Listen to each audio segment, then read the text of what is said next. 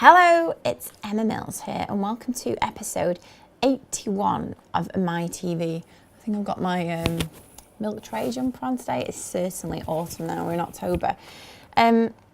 So today I was going to talk to you a little bit about patience. So as this year we have focused all in on getting some structure, some amazing processes, leveraging my time. The processes have been a bit of an eye-opener for me. So the more this happens, almost the bigger the processes become. What we're implementing is more involved. We're now looking at like customer experiences and things like that. So I talked the other week about using this snazzy sticky thing where we would map out the processes.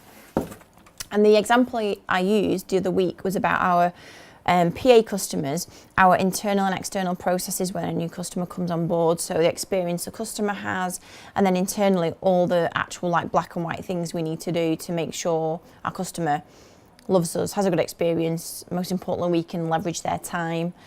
And so we created these processes, and they are, I think I still got them over here, they are quite, I mean, this is like a shortened version, but this then became something bigger, and it needed all the content filling in, and it needed task assigning to people and people understanding who was doing what. So it became a bigger thing, and basically I became mega impatient because we did it one week, and then the following week I put a meeting in, and it was, have we implemented it? Nothing had happened, pushed it back another week, and then it was kind of like, okay, Matt, have we done anything on this yet? We've mapped it out. And actually Matt came up with a very good point, and he's like, I think this and the size of it is going to be way more involved to implement than just we've created a process, off you go, everybody do it. Actually, realistically, life's not like that, and it's not like that in any respect.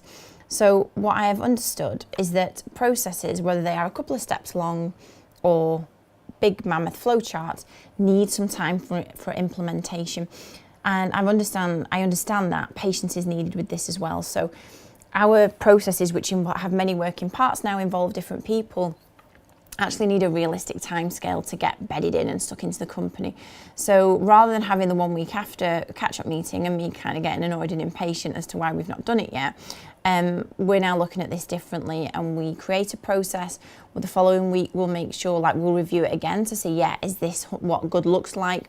Then the following week we will start to implement it, and we're very aware now that things take longer than just designing it on a sticky pad one day.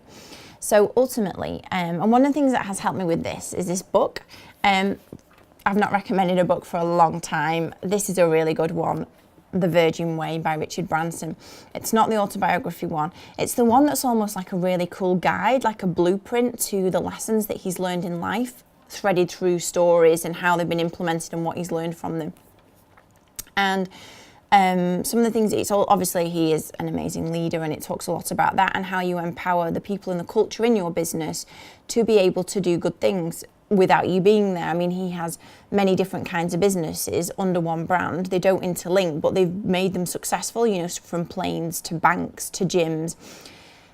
The key thing is that he has enabled his team to go off and do the good things. So in this instance, what I actually need is to give some room for Matt and Amber and the team to embed these processes and look at them and review them and test them and do them in a good way. It's not helpful me kind of a week later saying, guys, what's happening with this?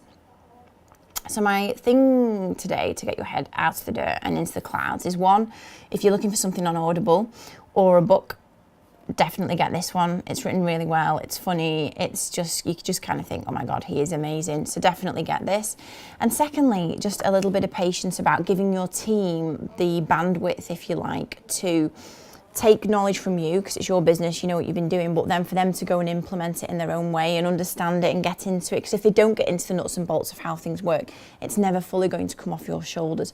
And that is what I am practicing at the moment, a little more patience to let my team really get stuck into the business and operate it in the best way that they think, and to bring their skills to it.